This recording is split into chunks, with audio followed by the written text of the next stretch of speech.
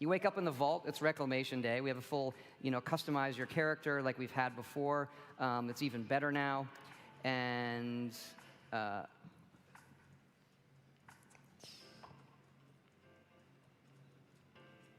let's go a little bit. You get to take your ID badge. We've added this photo mode in the game that's really, really cool.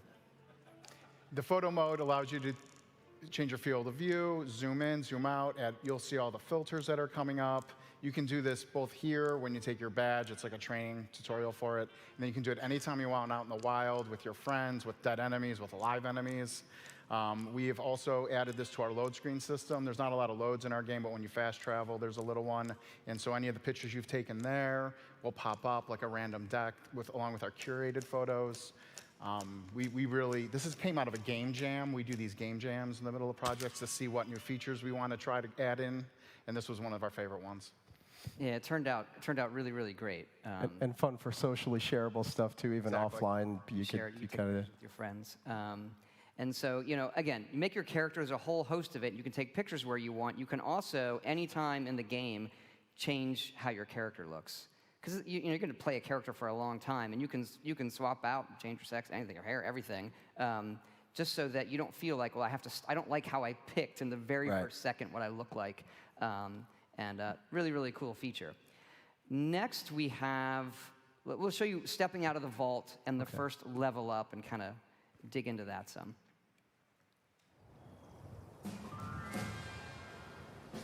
So if you hit level 2 when you step out, you kind of complete the initial vault thing. And the first thing you do when you level up is pick a special that you want to increase. If you played previous Fallouts, we have all the 7 specials. And after you pick the one you want to increase, you then pick a perk in that special. So here we're choosing Gladiator, which is a melee perk. And then that is a card. As you can see, the perk system, the perks are cards. And then you equip those, and every special is a pool of points for the cards you want to equip. And each card has, I don't want to say mana cost, but a point cost for how powerful that card is, and do you have the right special for equipping it.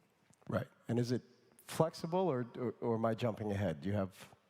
There's some more on that we can get into and show you how flexible it is and why we made some of the choices that we did. But let's keep going, and then we can spend some time when we see a more complete character. Okay, this is a level up to level 4. So we picked some more cards, but we wanted to show you how the cards themselves rank up. Okay. So you can pick that card again. So by picking Gladiator again, you can then combine that card with the other one to create a more powerful version, but it costs more points. Right. So sometimes you may decide, well, I only want the 1-point version equipped for my character build versus the more powerful 2-point version because I'm using my strength stats in some other way.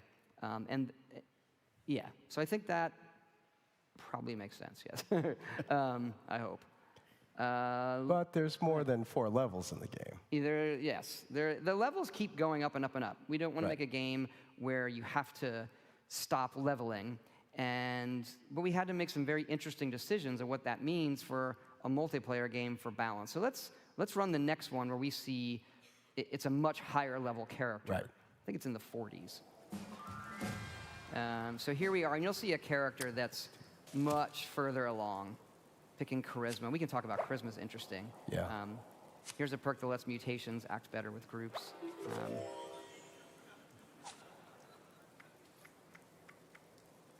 And so you can pick any perk that you meet the requirements for when you level up. There's no randomness there. And here's what it looks like with a character that's further along. We've upped the cap for each special to 15 from 10. That allows better balance for which cards you're equipping. And the cards right now go from 1 point up to 5 points in power. And then as you level up, more cards become available. I've got a bunch of questions about that, but I won't on there and chat a little bit. Keep going. Okay. But I wanted to ask about charisma. Should I ask that later? We can talk about that now. Yeah. Yeah, Chris. How does charisma work in an online game? If we're not talking about NPCs that you can influence, What does charisma do for you? And that was a very interesting discussion amongst the team to try to figure out what do we do with charisma. But it made sense in a multiplayer game that a player that invests points in charisma and collects those cards, they can share those cards with their teammates. So we've developed a system where that player that invests can become the person that makes your entire team more powerful by sharing those cards. We did throw a few cards in there for the single player. I think we have one as Lone Wolf, as I recall. Lone Wanderer. Oh, Lone Wanderer, right. So if you can still pick some charisma cards if you're more of a solo kind of player, but the person that plays in groups all the time will probably invest more there. Cool. Yeah. And you probably saw before, again, when you level up, you get, these are the cards that come into the sets you can pick from when you're level 4 or 5, whatever. Right. We also experimented with, well, how do we add some more fun to it and give you more choices?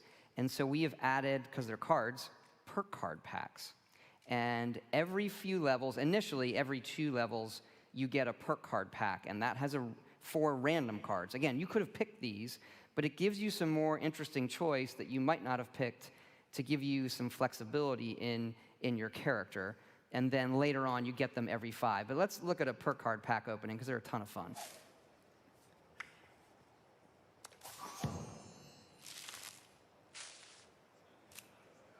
We do have gold. That one's great.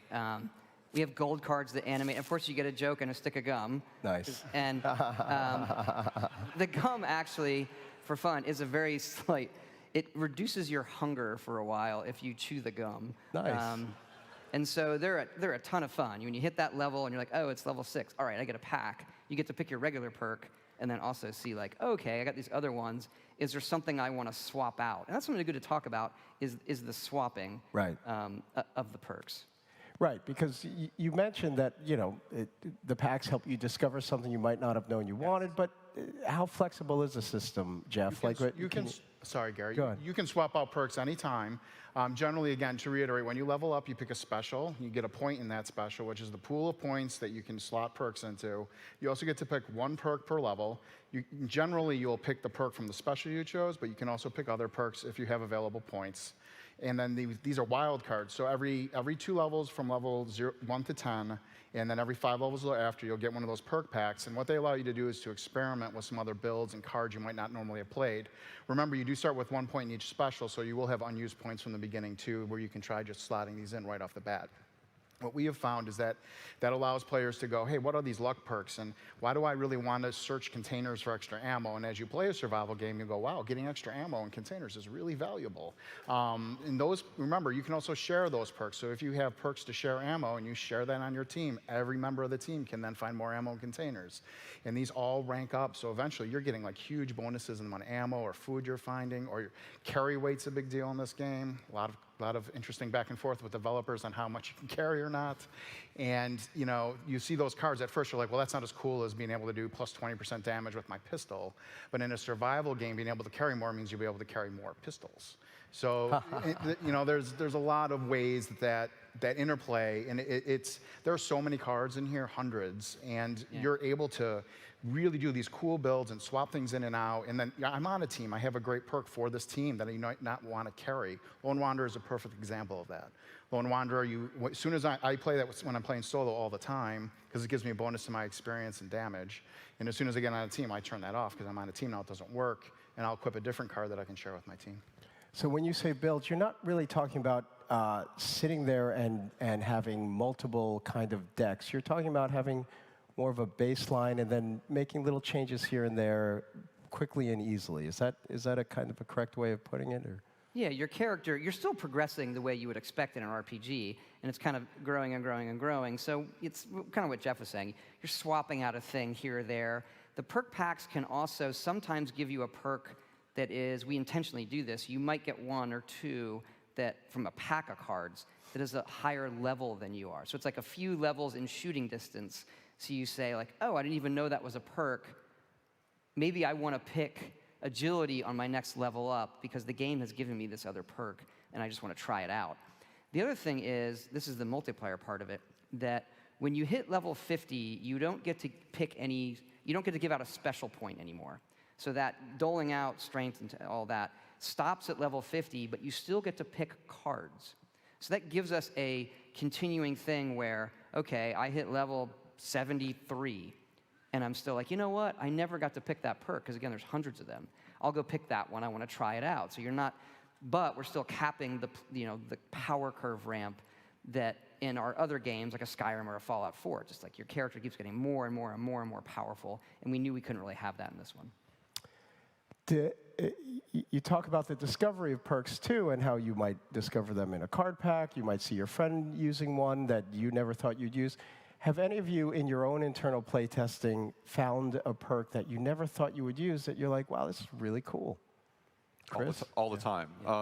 Any recent examples? Well, I remember when I first started playing the game, I did exactly what Todd alluded to, or Jeff, where I've always picked the percent damage perk.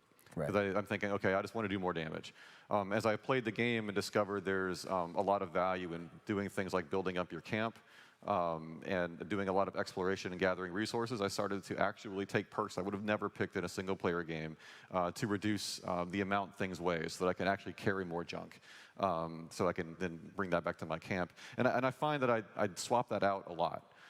Like if I'm playing by myself and doing more exploration, I tend to use those kinds of perks. But if I play in a group, we typically have some objective in mind. It's something we want to go and kill, and then I might swap some of those out for the more traditional damage perks.